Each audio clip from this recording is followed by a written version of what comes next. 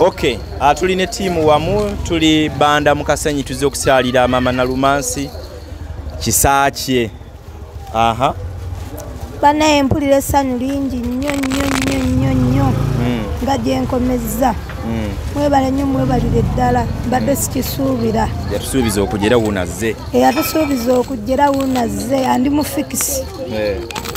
So ebintu bingi bitirivu nnyo, omulwadde afunye eggi, afunye sabbuuni, afunye engoye, afunye nga bwe mulaba waneeno fruits buli kimu kyonna. Omukulu Henry Mwanje nga ali wamu ne first grade music bonna nga mezobanga mbalaba. Henry Mwanje, omutima kino kijeewa ogambe nti kojja oyamba omukyalo ono?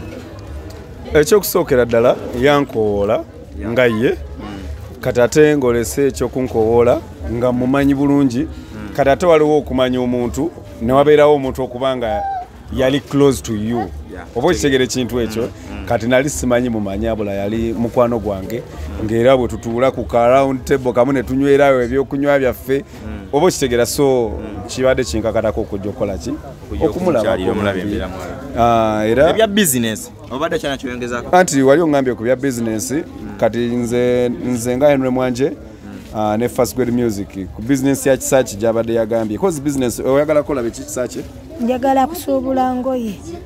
Suubula ngoye by the way ono gwe wayimbiranga engoye obadde ogambye yagala kutunda sweet peps oyo bakusanga oyimba sweet Pepsi oba olina omusajja ng'ayomba mu sweet Pepsi anuuneko engoye kati oyagala kutunda sweet peps engoye kikyomanyi obulungi business nambi manyi kuba n'obutembeeyi mbusobola obutembeeyi kansooke ne sweet Pepsi then otumanya nti kiri professional nga twa-upgradinga nga twongera waggulu nga tugenda ku kyengoye so tandike ne sweet Pepsi gotegeera obulungi nga capital ojja musobola mu balansinga ng'okugezesa bwe tulaba nti okisobola then nga bakwongeramu amaanyi. No, olaba abatulaba basobola ogamba nti kisaaki tagenda kukola ki tunda sweet peps cause nze kakati nze Henry Mwanje najjidde ku budget kuba yaŋŋamba ayagala kunda sweet peps ne muŋŋamba yeetaagayo emitwalo at least ne wegiba mitwalo ng'emeka ng'etaano nze ne ŋŋamba ate kati mitwalo etaano kankubiseemu at least muleetere emitwalo ng'ameka muwe emitwalo ng'abiri tulabe nga asobola okukola business oba afuneko ne wakola ki ne wasula kuba oŋŋambye ne wasula si watya si walungi so mwe embeera ne tusalawo tukikole nga first grade music tutandikiraawo lwakuba ate kisaaki ate kati si bweyagala kutunda ngoye katutandikiraawo tunayongerako wongeza era ne waba yagadde suubulanga ezo sente zitandika engoye era nina zitandika engoye anti kyetutya kutandika kuba kati okusula wazibu anazitereka atya ne sweet Pepsi nja nebe mulumi anuunako ye ate fakyali naffe ate kyali ffenna so tutandike n'ekyo ekitono infacti kitono tutandike n'ekyo ekyangu n'ebirala ne bigenda mu maaso era nga bwe natandika ka bizinensi tanakenge njakesonyiwa abatulaba atusuubiza ayina kyasobola okwongera okuyamba kajje kuba bamwagambye nti walaji yamulwazizza so bwanaafuna ebyokukola agambye nti walaji ajja kumukendeeza paka wanamuviirako ddala siramuke nosiramuka siwe kiri nja kusiramuka okwebaza ebigambo ebyokwebaza omuti amanyi wala afukambire neyanze gwebalire ddala mukama akuwa omukisa wojjozeewo nkwagadde nnyo kino sikirabangako kino kimpadde ekyokuyiga nti omuntu olina okukola emikwano egitegeera tolina kukola mukwano gutakuyambe olina omukabira enjala omugamba munaye enjala ennuma nange nno nagisiibye kyekibadde ekyokuyiga. Okay, ndoza Henry Mwanje olina obugambo obukulozinga nze mpozi kyenjagala okwogerako eri abandaba ne team first grade music betwaleseeyo nti bannange mwebale kubeera na mutima gudduukirira kuba wenaba nyonyoddemu nti munnange nina omuwala gwenjagala okugenda okulaba naye nange saagala genda bwomu ne mugamba ate kati papa naffe tugenda kuwerekerako so bambi mwebale nnyo kuyimirira wamu nange mwebalire ddala okubeera nga bambi mwafuddeyo ku kisaakye mukuba mukwano gwange nze naye ate nammwe engeri gye muli mikwano gyange ne mugamba tukuwerekereko olabe ku mukwano gwo so I'm so happy ne timu yange ate naawe ali eyo bambi era kisaakye ono osobola okugamba nti kakati ate Henry Mwanje wakomyawo kantandikirawo Sonko Muhammad Bambi webale kubeera nga obeererawo abantu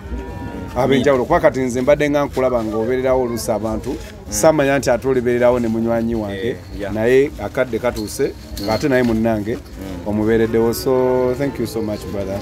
Amina. Okay, tuyinza obutasukawo wano olunaku olwaleero banywanyi tuwagire nnyo omuntu oyo abeera n'abantu nga balina obuzibu. So Henry Mwanje muyimbi alina music gwayimba tumanyi bulungi nnyo, tumuzannye tukole challenges nyingi Katonda yongere okumugaziriza ensawo ayongere n'okuyamba abantu abalala abasingako. Olinya lyange nze Sonko Muhammad, mubeere bulungi.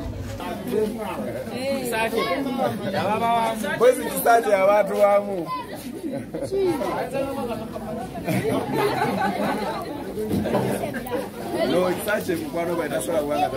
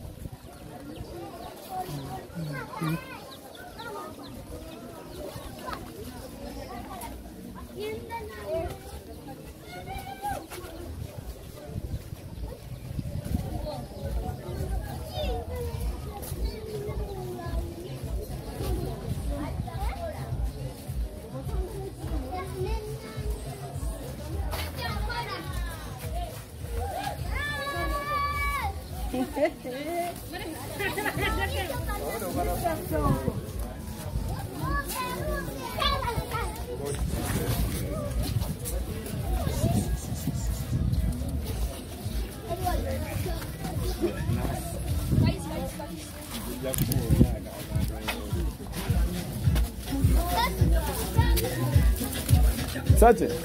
Soko kwa to wale. Soko wale sasa tuongeze nywa mpia. Soko le business. Ale kisache ikobera straight. O para nya, oyogera chino. O moyo cha. Katala ubora boyogere chintu ateche katira straight nguyo. Ata abantu basobola gate katumuwe sentence tegerekeka. Owesegera kati okyusizawo engwe baga olonga yeyagaliza kubana bo baleyo business bangi baagala ogikola okitegeera